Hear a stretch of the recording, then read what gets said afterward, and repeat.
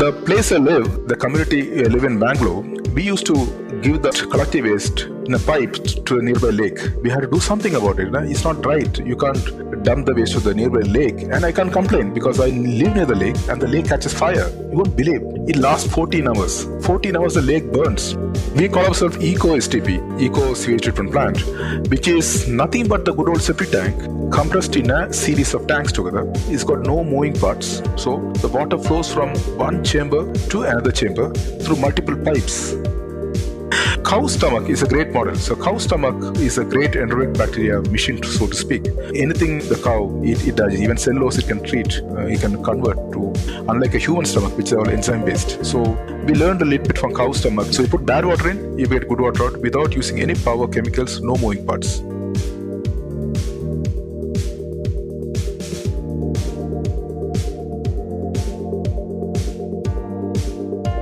Welcome to Mindful Businesses, presented by Sarani, and I'm your host, Vidya Iyer.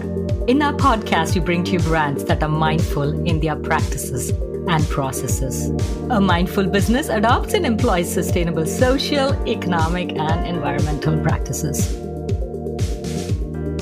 Today, we have with us Tharun Kumar, CEO and founder of EcoSTP Technologies. Zero power, zero chemical, sewage treatment technology. Welcome, Tharun. He joins us from Bangalore, India. Hey, Vidya. Good morning. Glad to be here. Yes, I'm excited to learn more about your company. So, how much sewage goes untreated, say in the Indian context or worldwide or in the United States?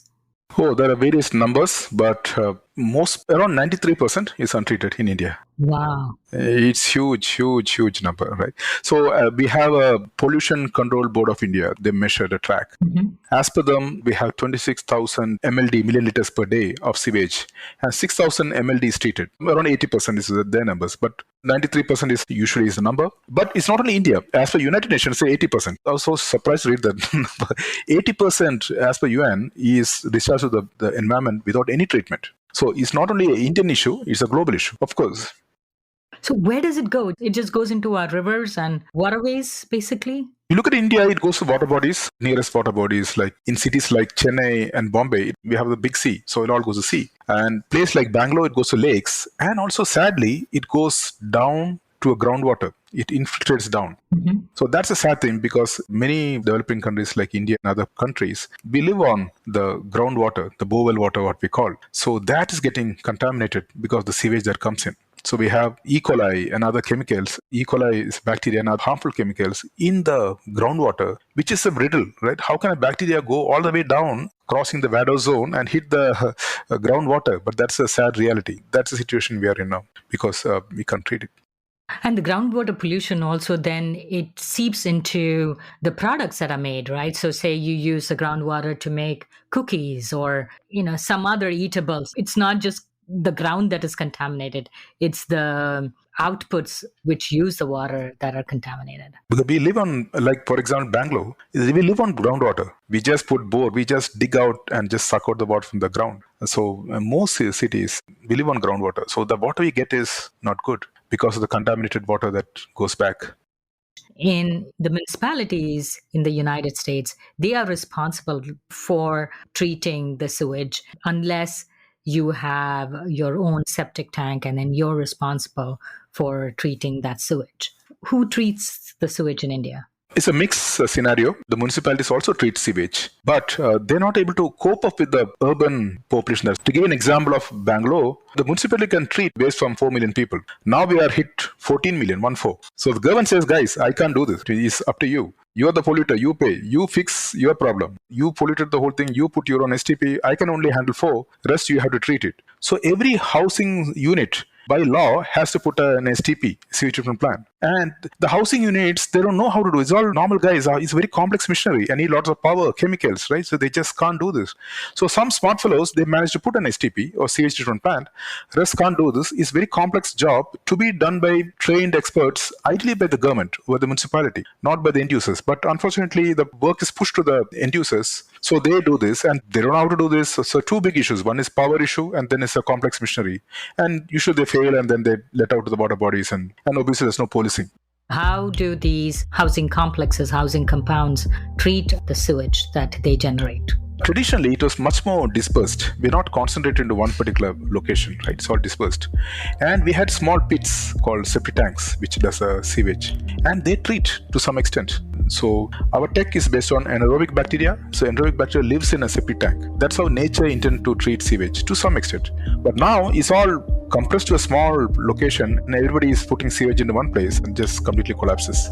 That's how nature treats. And if it's distributed, yes, even if you throw all over the place, earth will filter it out, there'll be some sunlight coming in. There are 100 ways to, the nature will decompose the waste. There's centipedes, millipedes, so many things will break down the waste, and then that's how nature intended. But now, if you have 14 million people in a small location, then it's a disaster. The homeowners who have septic tanks, they put bacteria in it. So what kind of bacteria that they put? They usually put anaerobic bacteria that decompose the waste to some extent. It's a small box. So what we've done is we've taken the same concept to a different level to make sure it treats in a much smarter way. But it's a good old concept, the good old septic tank concept which we've taken. Mm-hmm. And it works well if it's in a distributed area, but you can't do the whole thing in a compressed manner. So the other thing that they do here, at least in my municipality, is that they take the solid waste which come out of sewage and use it for biogas plants. They create energy out of it. Is that done in Bangalore and other places? To some extent, because it is not the gas that comes out is come from the sewage. So the cultural issues of using the gas. Mm-hmm. The calorific value of the gas is low, which means you won't get too much heat from this. It's good for some slow cooking. In India, we call slow biryani. It's good for it. It's not very popular, so to speak, so it's let out. I guess there's no one absolute solution. All solutions have to work in partnership. The municipality has to do their part. Yeah. The biogas folks, the people who are just doing the anaerobic digesters. So tell us about yourself. How do you fit in this solution? We call ourselves EcoSTP, Eco Sewage Treatment Plant, which is nothing but the good old septic tank compressed in a series of tanks together. It's got no moving parts. So the water flows from one chamber to another chamber through multiple pipes. Tell us where Tharun Kumar fits in this solution. What is your background? I was in a different field. I was in IT, a long story, but I started with IT project management, right? Worked in companies like Q Software, Motorola. In fact, I was in Virginia for a couple of years. Happy software guy, I was. Then I moved into a little bit of, I did a program in IIM Bangalore and I moved to business, like knowledge management, innovation management, those things I did, right? So I did a complete career shift to a different, I don't want to be known as a techie. Right, so I moved there. Then I was got bored of business. I said I'll do something different. I do cyber security. So I moved to cyber security. I did a few years on cyber security. I set up Aadhaar scheme. Plan is the largest biomedical scheme. So we did that. And then I switched to last 8 years. I'm in deep shit, so to speak. I moved to environment science. So last 8 years I'm in this. Mm-hmm. Yeah. So that's how completely different sets of portfolios we did on my career. What was the moment that you transitioned from an IT professional to sewage treatment? How did that happen? The place I live, the community I live in Bangalore, we used to give all our waste, collective waste, in a pipe to a nearby lake. We all dump all the waste to the lake. That's what we're doing. So we thought we had to do something about it. Right? It's not right. You can't dump the waste to the nearby lake. And I can't complain because I live near the lake and the lake catches fire. You won't believe. It lasts 14 hours. 14 hours the lake burns. And why lake burns? Because there are 400 mld waste coming every single day and that just burns. How far is that lake from your home? Half a kilometer from my place. Not very close, but it's impacting everyone around this stuff. These homes are about $500,000 or more, upper middle class, professional Indians who live in these homes who are dumping the waste, which is going into the lake. It's all high-end villas. It's a place called Whitefield. It's all upper middle class areas. We all dump it to the waste. And we know we are dumping there, but we never knew how to fix it. We are busy with our own world and we just move on with life. So I said, let's do something about it. Let me see, is there any other way out? So we said, how do we fix it? We went to the municipality. Municipality said, you had to put a STP by law. You're not done it. You're dumping the waste. It's your job. No, I can't do it. The same story. I can do only 4 million. Now you become 14 million. I can't do it. It's your job to go and fix it. So we said, okay, let's start with the STP, sewage treatment plant. So what we found is the STP, sewage treatment plant, what you get in the market, there are a lot of complex machinery and needs a lot of power and need operators. Skilled operators, complex machinery, and lots of power. And they all work on a principle of blowing air through fecal matter. So coming from IT perspective, I was a little surprised. Right? I thought there is some other tech. Everybody's got the same tech. Big companies, small companies, blow air through fecal matter and add a bacteria every 1 hour into the system. So one guy says, no, sir, we don't do we do 1.5 hours. So I have a smarter way to add bacteria. They use the word called MLSS process, RAS process, very high-end technical jargon. But when you break it down, it's all about adding bacteria every 1 hour. And whatever clear water you get, you sieve it out. So they have a filter. They call charcoal filter or sand filter, and then they sieve it out. And then the sieve, you have to throw it away. And where do you throw it away? No, sir, you throw it away somewhere it is, right? That's a tech. Unfortunately, this is a tech across the world, right? Even now, last 40, 60 years, that's what we're trying to disrupt. The same tech everywhere. You look at it. It's okay for a municipality to do this. They know how to sieve it better. They know how to do it better. But for a housing society, residents to manage this was a little complex. So we said, okay, can we do something else? How did nature treat this? So nature, like you said, it is septic tank derived thing. So can we improve the septic tank to make sure that the entire residence base can be treated? So we did some work on it. So I left the company. I joined an environment consulting company to learn more about it. So there are a lot of companies to learn this. So I learned this. I started deploying in my own locality, the so-called eat your own dog food. Got it working to some extent. He improved it. It took some 4-5 years to improve it to the level where we are in today. That's how the story started. That's pretty incredible. You mentioned nature cleans up waste. So how did you learn from nature? When you look at nature treats waste by original waste by septic tanks and other units. And septic tank works on anaerobic bacteria. So anaerobic bacteria is what treats what's in septic tank. So we studied a little more. What the hell is this anaerobic bacteria? How does it treat, right? Normal STPs work on aerobic bacteria. That's why you need air. So aerobic, anaerobic. So anaerobic doesn't need air. This is how nature always used it. And anaerobic bacteria which found was there before even we all came. That was one of the first organisms. That's not even hair. Those days it was there. And then it improved. And that's the one who breaks down everything. And what we call as decomposers, right? The big decomposers who are like millipedes and worms and all, and the small ones. These are the ones who break down everything from nature to a small unit. So we said, how do you make this anaerobic bacteria work better to my concentrated waste? I have entire community waste coming in one tank. I have to make sure that it's able to decompose the whole waste that comes in. So we worked on a smarter bacteria. And then cow stomach is a great model. So cow stomach is a great anaerobic bacteria machine, so to speak. Anything the cow, it does. Even cellulose it can treat. It can convert to, unlike a human stomach, which is all enzyme based. So we learned a little bit from cow stomach. How do you do this? And then we applied for a mentorship with the Biomimicry Institute based out of US, Montana. Me and my friends were there a couple of times, learned a lot from them how to do this. So improved lots of ideas across the world we got, and that's how we reached the product this level. So what is biomimicry? Biomimicry is simple learning from nature, mimicking nature. You learn from nature. Little more technical, mimicking nature plus use an organism to get a function. So we do both. We mimic a cow stomach and also use anaerobic bacteria to make it work. So that's a true biomimicry in a mission. And the cow has 4 stomachs. Yes, cow has got 4 stomachs, yeah. And your solution has 4 tanks. Yeah, 4 tanks. Yeah. So the first tank collects everything, but cow it takes with the mouth and it cuts out and makes it into smaller bits, which we don't do because whatever flush down is anyway a soft thing, what it flush down. So it's okay. So we move from one tank to another one, and we, as much as possible. For example, cow stomach is full rough because of the fillet, small fibers. That's how the bacteria lives. So we try to make it all rough plastering. It's all very rough surfaces. So we increase the surface area. So we did all these simple things, old techniques, moved it together. So you put bad water in, you get good water out without using any power, chemicals, no moving parts. Describe each chamber to me. Do you call it a chamber or a vessel? We call digesters. We call RDF1, RDF2, RDF3. Rumen digester filter 1, rumen digester filter 2, and 3. 3 filters in the main tank. And last one is a constructed, it's not really a cow thing, but it's a constructed wetland, which we improved it along with a slow sand filter. I'll talk about it. So 3 tanks, tank 1, tank 2, tank 3, or we call rumen digester filter. So each has got its own purpose, how it works. And the beauty is, if you little bit deep on how anaerobic bacteria works, is amazing. Usual example is if you put a sugar, how the ant comes, right? The ant come to eat it up. So some kind of cosmic intelligence. So there are 4 sets of bacteria, not one, which decomposes the whole waste, whatever you flush down.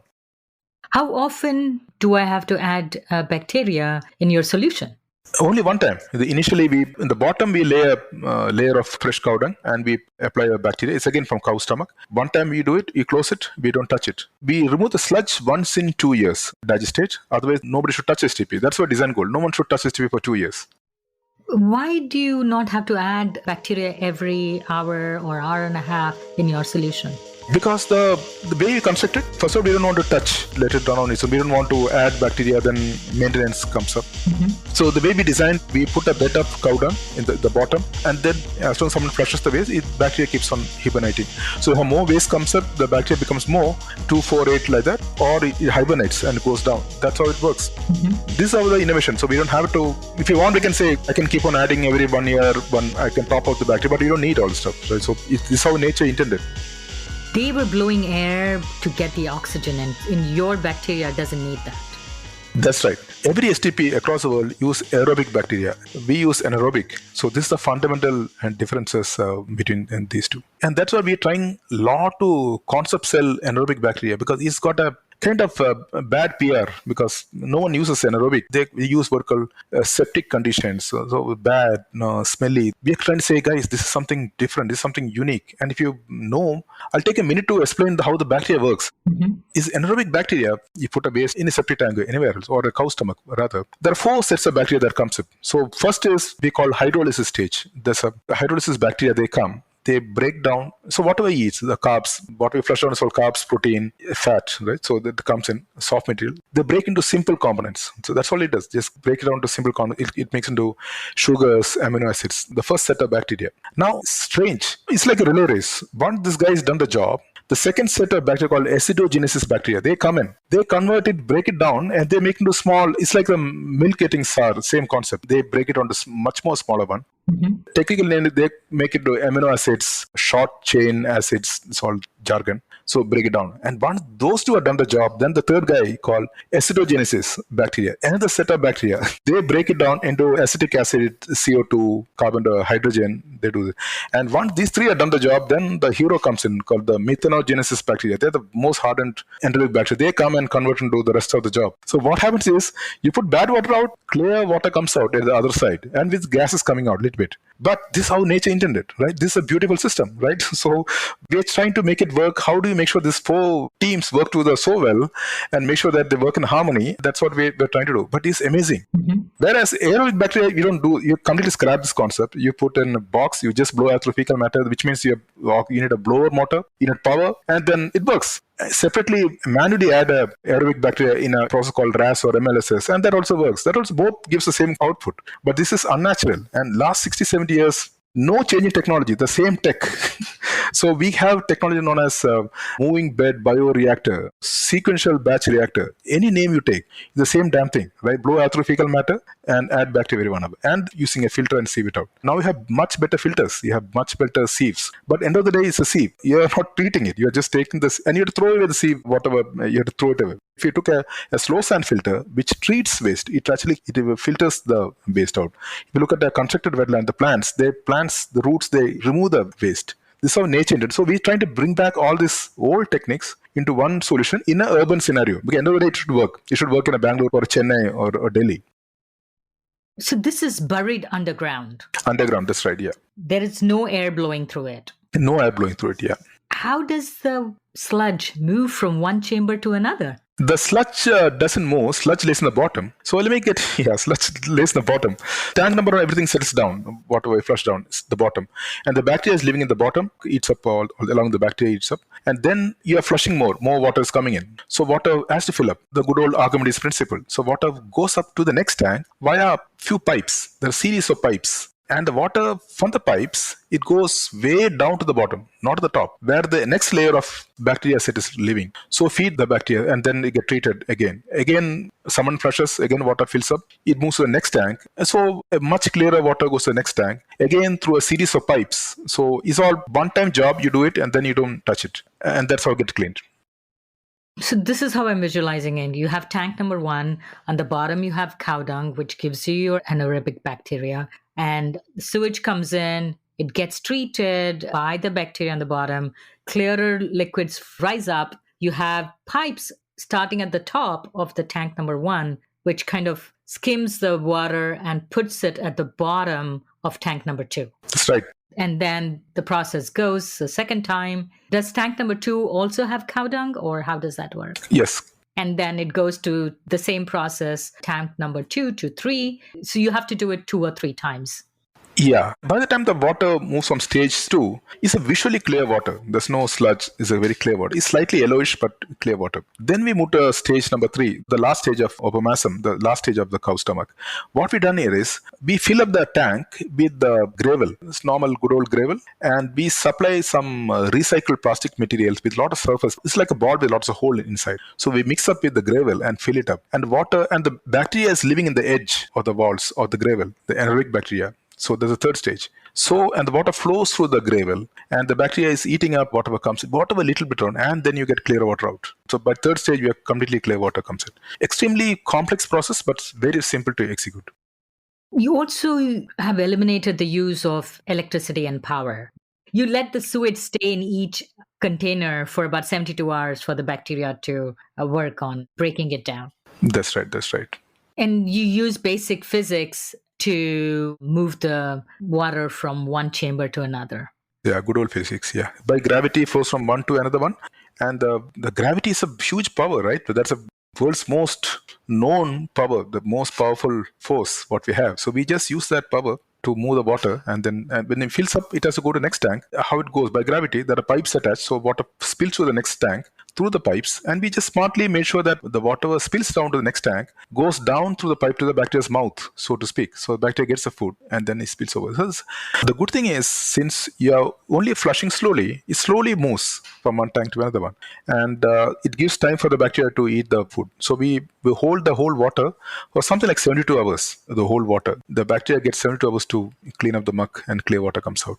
And tanks can be any size. So it can be L shape, B size, and around the building. And that's how we do it. So tanks, these are large tanks. We need more space than a normal STP, but we do it underground wherever space is available. Simple technique, which we've done smartly. A clever design, so to speak. So did you make a small prototype, like a table-sized prototype, before going and digging a pit and doing it? Or we can't do this, unlike a normal product, I can't do this prototyping and I can't iterate. We actually did a septic tank. We improved on it. We took the water quality before and after. We added one more chamber, one more pipe, and we got it all working. And there are similar models also around the world. We learned a lot from them, and we put it all together. And we have got a lot more support to do this stuff. So when we talk about sewer water, you're talking mostly only about waste from households. Are you talking about rainwater too, or no? No, it's only household. Whatever you flush down, your bathing water, your washing machine water, everything, whatever waste home generates is what we can treat. We don't do chemicals. That's the effluent treatment plant, which we don't do. We do only human waste. And that is a big issue. The reason I asked is in our town, Lafayette, Indiana, what they do is instead of having storm drains where the water goes into the gutters and then connects to the river, they have rain gardens. And where the water goes, and they have particular plants in there which actually filter the water and, reduces the impact of the water going from the city drains to the rivers. So does your solution have some component of that, or? Yeah, we do that. When I say stage 1 to 3, underground chambers, water gets cleared. Then water comes out. We run through the same system what we are using plants. So again, a bed of gravel with some few plants on top of it, and water flows through the roots. And they do the further cleaning. And that's again a good old technique, the good old constructed wetland technique. The plants run the oxygen, it leaks the oxygen to the root rhizomes to the water and get treated. And so that's how the water gets treated. So plants treated a little bit. It also got a built-in a technique known as slow sand filter. It's again an old technique. It's like I'm told that is a 150-year-old technique. It's amazing. I mean, that system, like it's a sand bed. And the top natural filter is formed naturally, right? This is how nature treated. It's a cocktail of algae, protozoa, planktons, bacteria. It's known as Schlumtech. That's a technical word. It's a filter skin. That treats. In fact, that slow sand filter is known to remove heavy metals, viruses. Like imagine nature system can remove heavy metals, viruses. Known tested, but no one uses this. It's all old technique. Everybody wants now is compact, push the button. No? So we use the slow sand filter along with this constructed wetland. That's how we get a crystal clear water output. So we have some Instagram pictures wherein the water is as visually super clear like any bottled water, as good as it is, because we do this natural process. If you've tested your water, how would you compare it to, say, drinking water or STP, traditional STP, treated water? Yeah, so we designed this to comply to the norms of the country. So it's not drinking quality water. There are two parameters which we here check here. It's mostly globally the same thing called BOD and COD. So two parameters. BOD should be less than 10 and COD be less than 50. So that's what we comply with. And there are 4-5 parameters more, but this is the two parameters. Now, this water, what you get in is clear water. If you want to use it for drinking, you can put additional filters. In fact, we are done for one of our clients. This water that you get, clear water, is better than the water you get from some other source. So we put a commercial reverse osmosis system to treat to a drinking quality water. They're not drinking, but they're using for bathing because still mindset issues. But money spent is only for the last stage RO system. Up to here, it is completely natural. This classic toilet to tap, we got it implemented for one of our clients here. So what is the capacity of your solution? How much sewage can you treat? Or do you have it in different sizes? We have different sizes. So the smallest size we call 6 KLD, kiloliters per day, or typically 10 houses, 10 homes is what we can treat today. And the maximum is 1000 KLD. It's typically 4000 homes. How much space do I need in the ground? In these areas, real estate is at a premium. Yeah. How would you find the space? So this was a big challenge for us because this anaerobic systems needs more space. And space is a premium, right? So what we've done is we typically need 28 KLD, kiloliters per day. So 1 KLD, we need 28 square feet of space. So this space we find out in the basement area of the building or a road or a children's playground or around the building, setback, somehow we find a space because we designed a solution. It's like a wax model. It can be any shape. So some place I have only 1 meter width and a long one. I run the STP along. We find a space. So this is how we are unique. We can really embrace. So that's why we call biophilic. When a new building coming up, wrap it around the STP around with this so that you're done with this when you make a new building. It's not easy to build for our old buildings because I won't find space. But a new housing complex coming up is pretty easy. How much does it cost? We have two costs. One is we sell a license. We don't make the box. So we call a kit. That way is more sustainable because I don't make the box. So it's made locally. So we sell a license and the civil cost. Civil cost is the biggest cost. So 80 to 90% is civil cost. So civil cost will cost around 50,000 rupees per KLD. So around $600 per KLD. That's the cost of the civil. When you say civil, you mean the construction of the box? Yeah. And it's made of concrete? It's made of concrete. So you can just add on to it. More space, more capacity, more things. So you keep add on to it. So you said about $600 per KLD. So your biggest one is 1000 KLD, which treats about 4,000 homes. Yeah, that's right. Yeah. So even the largest one is only about $600,000. We are assuming there are no economies of scale. So, and that treats about 4,000 homes. So, and this is a one-time cost. That's the key thing. It's a one-time cost. You're spending the money only on this cement, steel, labor, and sand, 4-5 items. So if you're a new developer, you're making a massive building. So he may have a way to get a cement at a lower cost or a sand at a lower cost. So it goes along with that thing. So that's what we have. Our target customers are now new buildings coming up. I said, guys, though it looks big money, it's end of the day, it's only cement, labor, sand, which you expert in this. You buy the license from us and you just go and do it. What I like about your solution is that you didn't innovate one or discover one of these solutions, but these solutions existed. You made it in a form which is affordable, scalable, and gave you the output in a very eco-friendly way. That's right, yeah. Like I said earlier, we have people to help us out. I said Biomimicry Institute, they helped us a lot. In fact, we got won a small award. We got some $3,000. So $3,000 was a lot of money in India when we were starting a company. So we started with that. We hired some engineers with that money. Then we have a Royal Academy of Engineering, London. We got a fellowship from them. So they helped us a lot. So we are doing a good thing. So a lot of good people across the world are helping us out. Shelter Tech is a Habitat for Humanity. They helped us out in an accelerator program. And later they they invested in a company because they helped us out, they saw us working. Then lastly, we come from corporate, so we know that how a great a tech is, unless you know the customer psychology, you can't work, not domain knowledge. So we have a brigade group from Bangalore who are helping us out. So they are the accelerator for us. So we use their office space, their premises. So we got domain knowledge from them. So all of this put together is what we reached where we are in today. How big is your team now? 14 members, 1-4. Do you have multiple investors or is it your own source of funding? In our own source of funding, but we have one investor, Habitat for Humanity. We took a small money from them and we had a choice to go to many investors, but all of the investors, as you know, they're all 20x in 3 years, 4 years angel investors. We said, I want to go to impact investors. So we went to Habitat for Humanity and we took a small funding fund. But we are self-sufficient. We make our own money. We're a profitable enterprise, though small money, but still we make profit. We make money. And we also show a big purpose because that's how we attract talent.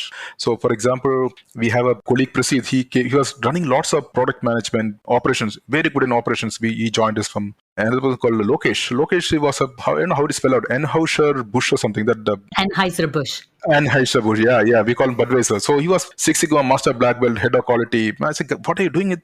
How you worried a beer? Come and pure the water. So he left the job and joined us. The purpose is so big. Another person, Ramya, he was handling the learning and development for Just Dial. It's the largest telemarketing company. I said, come over, help us out, right? And she handles customer success. So she comes and joins up. And recently, I was trying to attract salespeople. And salespeople, they never likes purpose. So they're very clear. No purpose can attract them. So our sales head, Amar Patel, so he joined us he was joining a fintech company. I said, how long can you sell fintech, right? Come on. It's a huge purpose and we know a product that works. And he joined us. So able to attract the great talent. And of course, we have a good technology and we pull it all together. So I'm only collecting all together. That's it. You don't need to do any great innovation on the space here.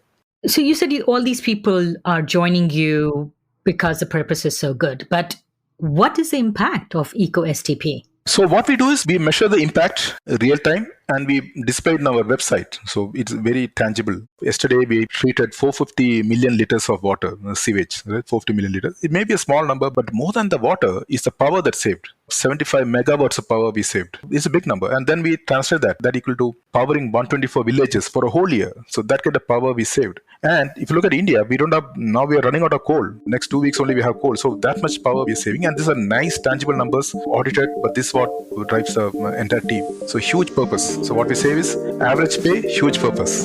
That is an inspiring story. Thank you so much, Tharun. It was very informative how EcoSTP uses the knowledge that it's gained from nature to solve our environmental problems. Thank you again.